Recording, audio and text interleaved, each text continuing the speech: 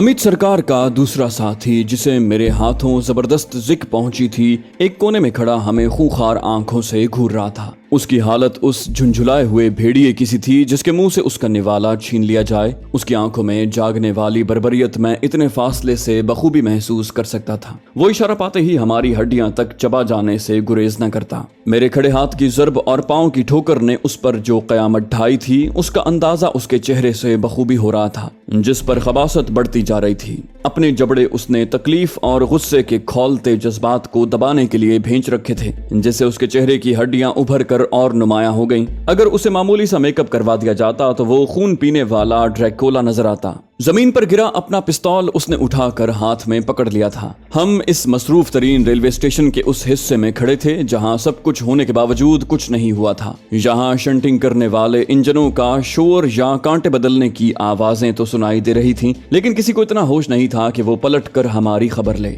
वक्त ने हम दोनों को यकसा मौका दिया था। अगर अमित सरकार और उसके साथी को भारतीय सरकार के परवरदा एजेंट होने का एडवांटेज मयसर था, तो हमें भी ये सहूलत हासिल थी कि यहाँ से बुलंद होने वाली गोली की आवाज इंजनों के शोर में दबकर रह सकती है। कम से कम एक दूसरे से भिड़ जाने की सूरत में कुछ वक्त तक हम दुनिया वालों की नजरों से बचे रह सकते थे। अमित सरकार ने अपने साथी को गाली दी, पिस्तौल जेब में डालो बुज़दिल। उसने अभी तक पिस्तौल उसी उम्मीद पर हाथ में पकड़ा हुआ था कि अभी उसका लीडर उसे हुक्म देगा कि हमें बारी बारी गोली मारकर अपने दिल की भड़ास निकाल ले। उसने खासी झुंझलाहट का मुजाहरा करते हुए पिस्तौल अपनी जैकेट की जेब में रख लिया। जिस तरह उसने खुद पर काबू पा रखा था, उसका अंदाजा कुछ मैं ही लगा सकता हूँ। अमित ने उस्मान को मुखातिब किया, उस रोज तू बच गया था साले, आज देखूंगा तुझे, तेरी तो न जाने मुझे कब से तलाश थी। उस्मान बोला, और मुझे तेरी।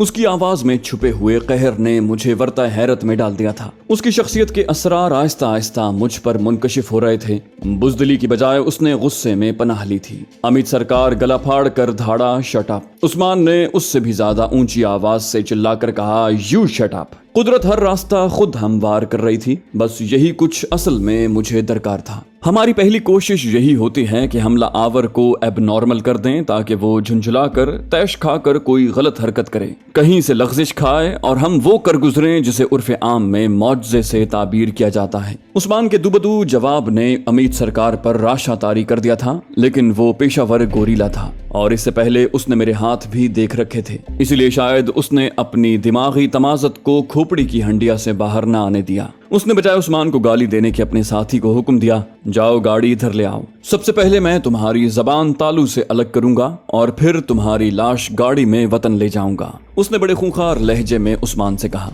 उस्मान ने गोया उसे आसमानी फैसले से आगाही दे दी, तुम ये हसरत दिल में लेकर मर जाओगे। उसका साथी मेरे पहलू से निकलकर और अमित सरकार के सामने से गुजर कर आगे जाने लगा, और ये वही वक्त था जब उसे मेरे और अमित के दरमियान दीवार बनना था। मुझे वो लम्हा दावत अमल दे रहा था कि मैं जो कुछ कर सकता था उस एक लम्हे में कर गुजरूं। उसके बाद मरने तक मुझे कोई मौका मयसर न आता। मैंने नजरों से वो फासला नापा जिसे एक ही जस्त में मुझे उबूर करना था। कदमों में छुपी ताकत को एतमाद के पलड़े में तोला कि उन्हीं कदमों पर उछलकर मुझे गौहर मकसूद तक पहुंचना था। मैंने जहन में पोशीदा सारी हिकमत अमली को एक नुक्ते पर मरकूज किया और साथ सईद का इंतजार करने लगा। जब उसके साथी ने अमित सरकार के हुक्म की तामील में अपनी जगह से हरकत की, तो उसने गोया पांव की मिट्टी छोड़कर मुझे काले इल्म से छुटकारा दिला दिया था। तब मुझे फजाओं में हर वक्त मौजूद रहने वाली इन तिलिस्माती कुव्वतों का ज्ञान हासिल हुआ जो अब मेरे वजूद का हिस्सा बन चुकी थीं। मेरे बाजुओं और पिंडलियों की मछलियां फड़कने लगीं।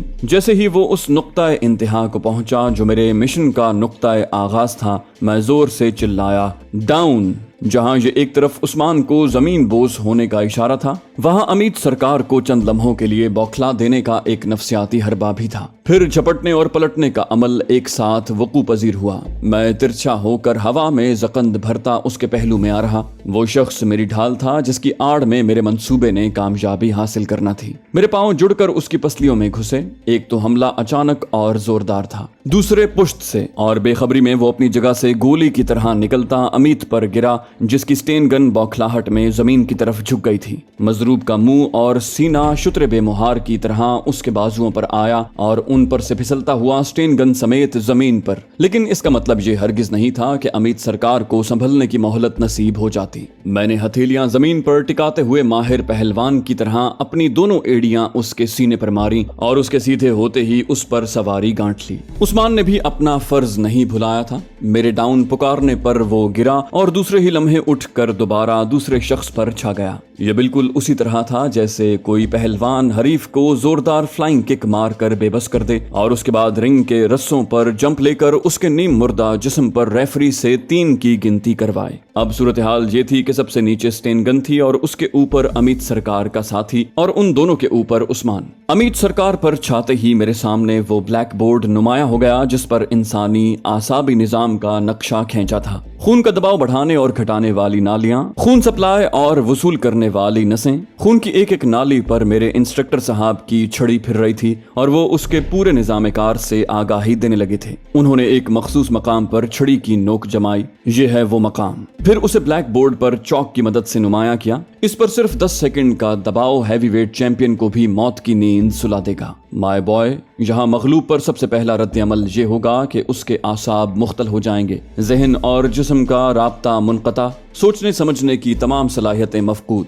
और जिस्म का अंदरूनी निजाम तो इस तरह बिगड़ता है कि हाथ पैरों से जान निकल जाती है। मगलूब चिल्लाना चाहता है मगर चिल्ला नहीं पाता। वो कुछ नहीं कर सकता सिवाय इसके कि बेबसी से अपने मरने का नजारा करता रहे। मेरा आहनी पंजा उसी मखसूस मकाम को गिरफ्त में लिए हुए था और मेरे घुटनों ने मजबूती से उसकी गर्दन को जकड़ रखा था। वो मचला, तड़पा, ज़िबा होते हुए बकरे की तरह डकराया, लेकिन महज 10 सेकंड के मुख्तसर वक्फे में उसकी मुदाफ़ियत खत्म हो गई। उसकी सांसों का ताना बाना उखड़ गया। उसमें जिंदगी की रमक तक बाकी नहीं रही थी। उसकी फैली और फटी हुई आंखों में खौफ और हैरत का समंदर ठाठे मार रहा था। मेरे सामने उस वैम्पायर की लाश पड़ी थी जिसने अब तक जाने कितने बेगुनाह इंसानों का खून चूसा था और सिर्फ 10 सेकंड में लुक़्मा अजल बन गया था। उस्मान को किया कराया शिकार तो जरूर मुयस्सर आ गया था, लेकिन उसका हरीफ तरबियत याफ्ता गोरीला था। उसने बमुश्किल चंद सेकंड के बाद ही उस्मान की बरतरी खत्म कर दी थी और जब मैं अमित सरकार से फारिग होकर पलटा था तो वो उस्मान पर बैठा स्टेन गन संभालने की फिक्र में था। किसी भी लम्हे किसी की नजर भी हम पर पड़ सकती थी और बना बनाया खेल बिगाड़ने का खतरा मोल लेने के लिए मैं तैयार नहीं था। सोचों से ज्यादा बाअमल होने का जज्बा मेरे रगों पे में सरायत कर गया।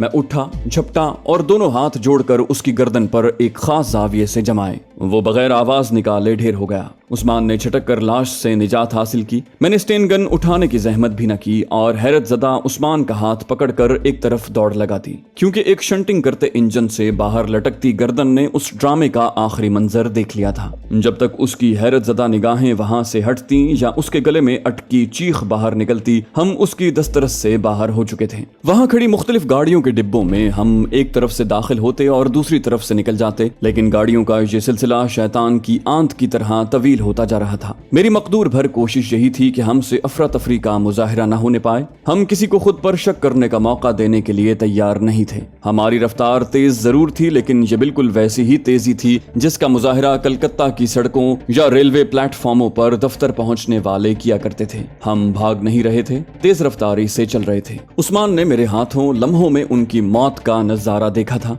मेरा ये रूप उसके लिए अजनबी तो था नहीं, मेरी खुसूसी अहलियत का उसे बखूबी अंदाजा था, लेकिन खाली हाथों अभी तक उसने किसी को किसी का खून करते नहीं देखा था। फिर जिस तरह हम मौत के आहनी शिकंजे से निकलकर मौत को शिकस्त देकर भागे थे, वो उसके लिए एक हैरत अंगेज तजर्बा ही नहीं, मौजज़ा था। और ऐसे मौजज़े का इंकिशाफ उस पर पहली मर्तबा हुआ था। फौज की किसी गश्ती पार्टी के साथ दुश्मन पर घात लगाना, ठाएं ठाएं करना या डायनामाइट लगाकर किसी पुल को उड़ा देना और बात है, और किसी कमांडो के साथ खाली हाथों किसी की जान निकलते देखना और बात। वो कुछ खोया खोया सा नजर आता था। अभी तक उसने खुद को सूरत हाल से हम आहंग नहीं किया था। मैंने रेलवे लाइन उबूर करते हुए उसे हालात के तिलिस्म से निकालना चाहा।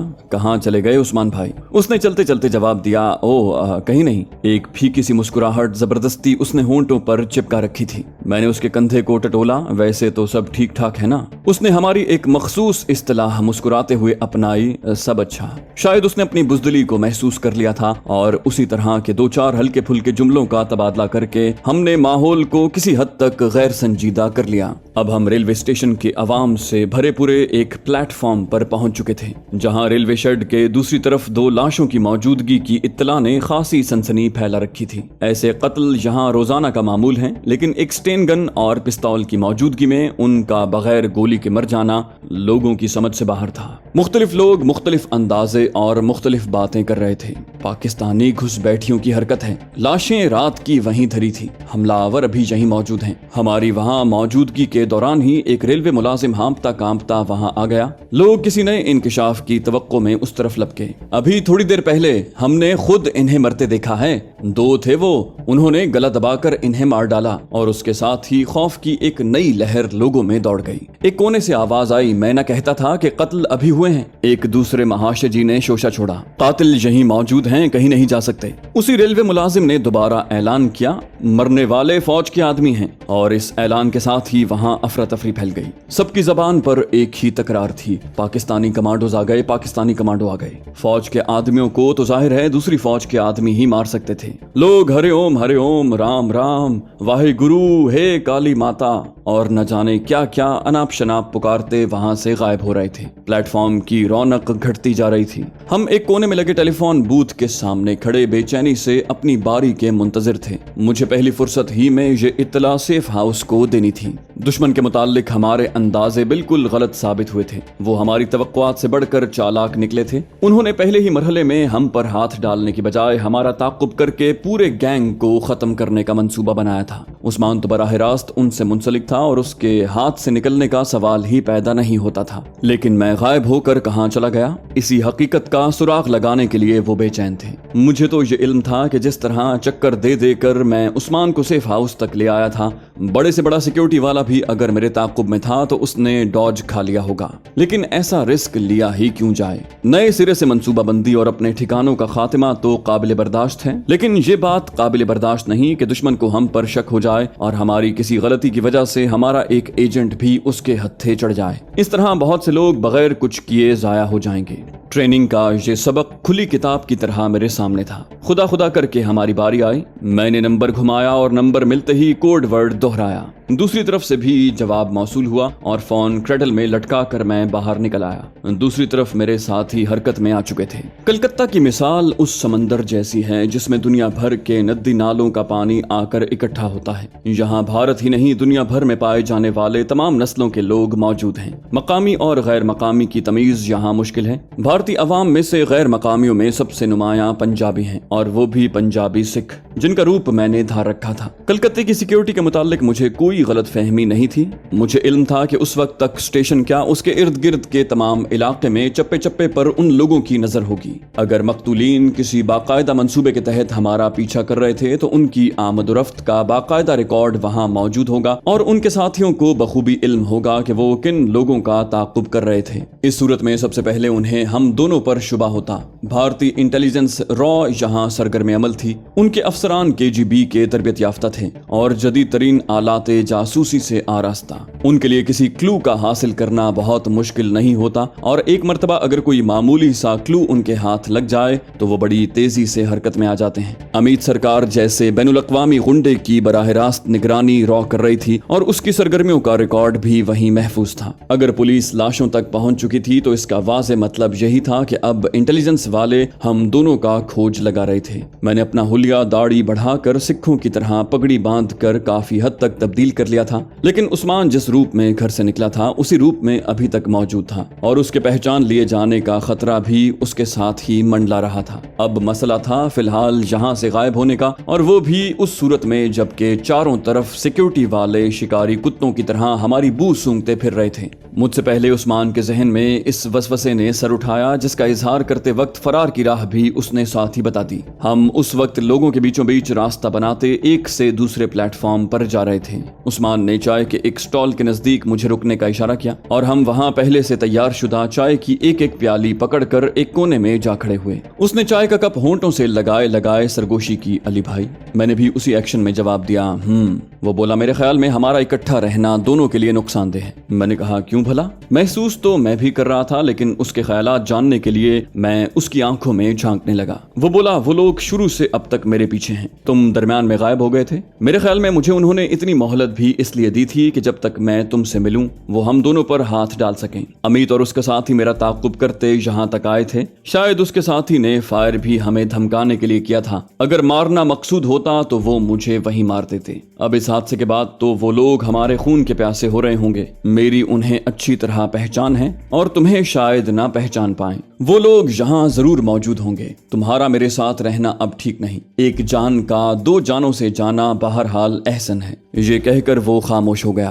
زندگی بڑی پیاری شے ہے۔ یہ کوئی کتابی فقرہ یا کوئی ایسی تحریر نہیں جو بسوں یا ٹرکوں کی پیشانی پر سجا دی جائے، بلکہ فطری تقاضا ہے۔ وہ بندریا جس نے اپنے پاؤں جلنے پر بچوں کو پاؤں تلے لے لیا تھا، کوئی بہت ظالم ماں نہیں تھی، بلکہ جاندار کی اپنے آپ سے ازلی محبت کے ہاتھوں مجبور ہو گئی تھی۔ عثمان کی بات بظاہر تو بڑی معقول تھی۔ اگر مرنا ہی تھا تو وہ اکیلا مرے، میں کیوں خوامخواہ اس کے ساتھ مروں؟ لیکن ایک مرتے ہوئے انسان سے الگ ہو جانا میری غیرت کے منافی ہی نہیں بلکہ تربیت کے بھی سراسر برعکس تھا۔ میں نے اپنی فوج کے مختلف ریجیمنٹل ہیڈ کوارٹرز میں گونجتی وہ کہانیاں سنی ہی نہیں، محسوس بھی کی تھیں کہ ایک جوان کی صرف لاش حاصل کرنے کے لیے 5 جوان شہید ہو گئے تھے۔ میرا تعلق کسی روایتی فوج سے نہیں تھا، بلکہ ایک خاص قومی نہج پر میری تربیت کی گئی تھی۔ میں نے کہا، ہم جیتے بھی اکٹھے ہیں اور مرتے بھی اکٹھے۔ میں نے اس جیالے کو ابھی فراموش نہیں کیا تھا جس نے پہلی ہی مہم میں یہ کہہ کر میرا حکم ماننے سے انکار کر دیا تھا، صاحب وہ ہمارا سنگی ہے، ہم نے ہر مشکل میں ایک دوسرے کا ساتھ دیا ہے،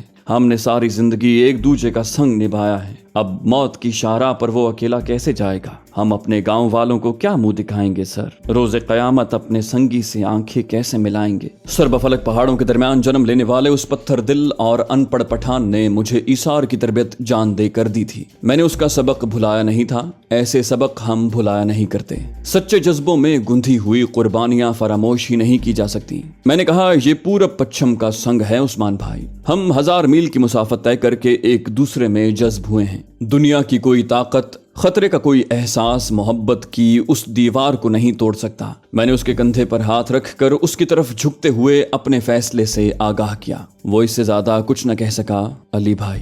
جذبات کی شدت سے اس کا گلا رند گیا تھا۔ چائے کی پیالیاں رکھ کر ہم وہاں سے آگے بڑھے۔ میں نے تربیت کے مطابق اسے اپنے آگے رکھا اور خود اس کا تعاقب کرنے لگا۔ عثمان ہجوم کے بیچوں بیچ خود کو ایک طرح سے چھپائے ہوئے چل رہا تھا، لیکن کب تک؟ آخر ان لوگوں نے بھی کچی گولیاں نہیں کھیلی تھیں۔ یوں بھی میں کبھی خوش فہمی کا شکار نہیں رہا۔ ہم دونوں پلیٹ فارم کی سیڑھیاں چڑھ کر اتر رہے تھے۔ اس راستے پر مسافروں کی آمد و رفت کچھ زیادہ نہیں تھی۔ ایک جگہ سیڑھیوں کے موڑ پر ایک ذات شریف گہری نظروں سے آنے جانے والوں کا جائزہ لے رہے تھے۔ خدا جانے اس نے عثمان کے چہرے پر بکھری بوکھلاہٹ سے کچھ اندازہ لگایا یا وہ ان لوگوں میں شامل رہا جو عثمان کے حلیے سے آشنائی رکھتا تھا کہ جیسے ہی عثمان اس کے قریب سے گزرا، اے کدھر جاتا ہے، ٹھہرو، یہ کہہ کر وہ عثمان کی طرف بڑھا۔ عثمان کے پاؤں تو وہیں زمین میں گڑ گئے، جبکہ میرا رد عمل ذرا مختلف تھا۔ میری رفتار پہلے سے کچھ بڑھ گئی اور جیسے ہی میں ان کے آگے سے گزرا، دائیں بازو کی زوردار ضرب میں نے اس کے پیٹ میں لگائی۔ دوسرے سرے سے اوپر آنے والے اکا دکا مسافروں نے یہی سمجھا تھا کہ ہم دونوں ٹکرا گئے ہیں۔ اچانک حملے نے اسے بوکھلا دیا اور وہ سیڑھیوں سے پھسلتا اوپر چڑھنے والوں کے قدموں میں ٹک گیا۔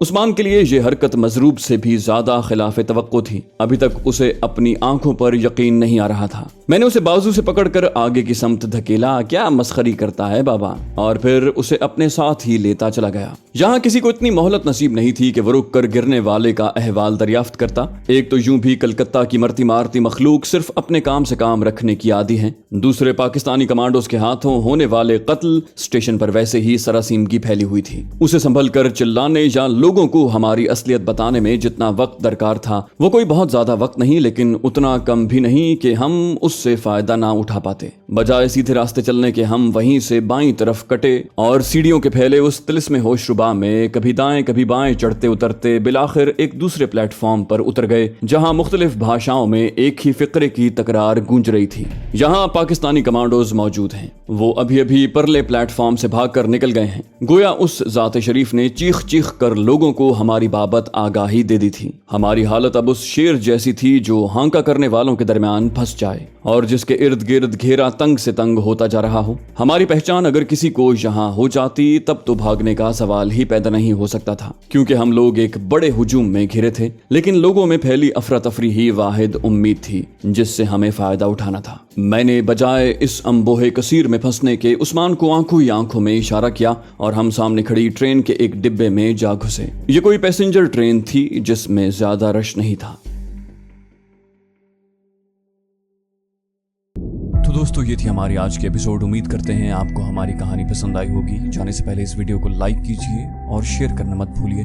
कमेंट करके हमें बताइए कि आपको हमारी वीडियो कैसी लगी, और अगर अभी तक आपने इस चैनल को सब्सक्राइब नहीं किया तो इसे सब्सक्राइब कीजिए और बेल आइकन दबाकर ऑल नोटिफिकेशंस ऑन कर लीजिए।